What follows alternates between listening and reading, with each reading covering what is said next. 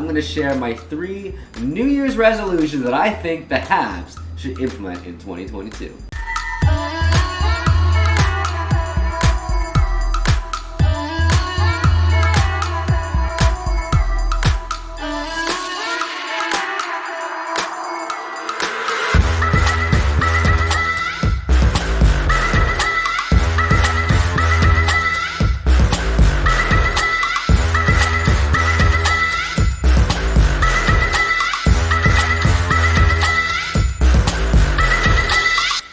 Hey Habs fans, welcome back to this week's episode of the Habs Fan Forum, part of All Habs and Rocket Sports Media. My name is Ben Dankey, I'm your host, and here at the Habs Fan Forum, this is where us fans get to have our voices heard. I sure do miss hockey. There's not been a lot of it with all the COVID postponements, of course. But, silver lining, maybe something to get excited about in the new year. More hockey. Today, I'm going to glaze over that kind of boring game on New Year's Day. I'm going to give you my thoughts of the week, and then I'm going to share my 3 New Year's resolutions that I think the Habs should implement in 2022. But first, my fan question of the week. Tell me about some of the call-ups and how they've been playing. There's been a lot of new faces. Who has been your favorite call-up in the NHL? Curious to find out more on the Rocket Sports Media team's opinions? Well, you can actually catch the latest episode of The Press Zone where Amy and Rick go over this exact topic. They break down a lot of the prospects that have been playing in the NHL due to all these COVID protocols, some of the standouts, some players that we on the RSM team have been looking at quite a bit over the last couple of years who are kind of shining right now. So I would check out that latest podcast. All right, time to go over the game. 5-2 loss in Florida against the Panthers, a top team in the league, really. And they showed it. The Habs blew the lead. They had some chances. They played hard for a team that's decimated by COVID. I think they had 16 players and coaches not on the ice that day. So and it was New Year's Day. Everyone's kind of tired, and they partying and celebrating it before. So it wasn't the most exciting game. You can actually go check out the full game recap if you're more curious on allhabs.net. Now for my notes of the week, gonna keep it pretty short. Not a lot of hockey, so only so much I can go on here. But number one, with COVID running rampant, of course, and with the huge amount of injuries the Habs have sustained this year, there's just been a lot of players moving around. It's very exciting to see some of these players get call-ups, but it must be crazy hard for these professionals to get any sort of consistency going. Between lines changing, between bouncing around the lineup, between going up and down taxi squads. This is a weird year, and we're just seeing it in full display this week. I would check out the Habs notepad this week to find out all the stuff that Chris talks about, outlines all these players that are gone, and just gives you some thoughts. And second, with so little NHL action, I'm just grasping at straws, trying to find hockey to soak in. The minors have been fun. Bedard came back from the World Juniors and just lit it up in his first game back.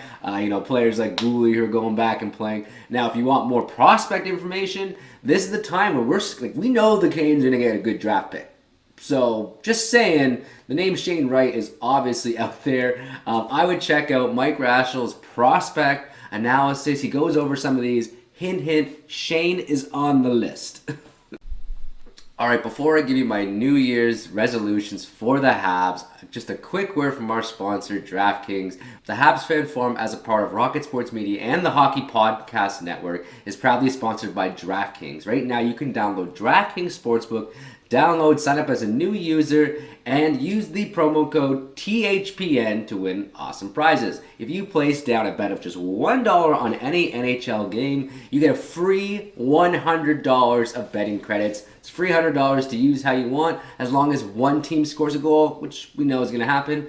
And if DraftKings Sportsbook is not available in your state, no worries, you can still use the promo code THPN and you'll get lots of free cash prizes. All right, in the spirit of the new year, I'm going to go over my 3 New Year's resolutions for the Habs. First, I'm going to go over an honorable mention. The reason I didn't make my list is because I just don't see it being possible. And it would have been number 1 on this list if possible, and that was going to be hire the best GM possible. I would check out Rick's latest comments on the Canadiens connection to learn more about this GM hunt, but nonetheless, it's a little frustrating.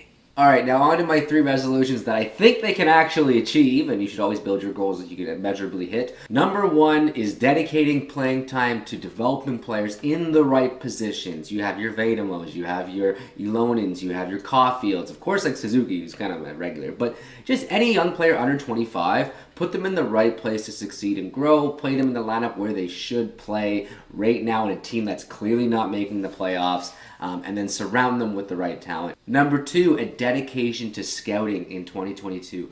It's a crazy year. It's so hard to travel. There's tons of COVID restrictions, of course, and minor leaguers aren't getting the same types of exposure, but there's still lots of ways to scout. So actually putting some really solid time. They had, of course, a lot of turnover with Trevor Timmins and his staff leaving. So the team that's there now has their work cut out for them to do a really good job taking on the mantle of scouting. The Habs are likely going to have a top 3 pick. Come on, Shane Wright. Or even if it's not Shane Wright, there's a lot of other great options. So make your picks count and invest in your scouting. Number 3, treat the veterans there with respect. And that doesn't mean to put them places where they shouldn't play.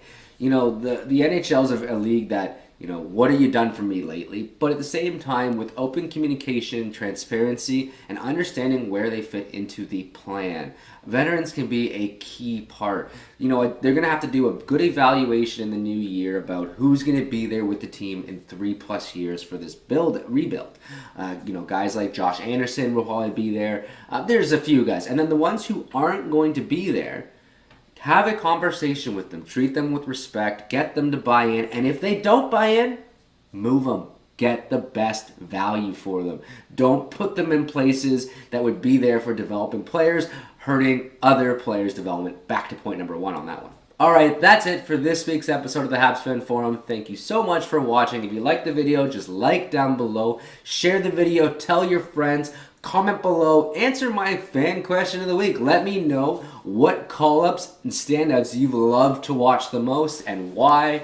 Don't forget to check out a variety of the content I shared today. We have weekly wrap-ups. We have the podcast by the Canadiens Connection, and of course the Press Zone. We have lots of great game notes, all that good stuff. Check it out on allhabs.net and follow All Habs for the best Montreal Canadiens coverage.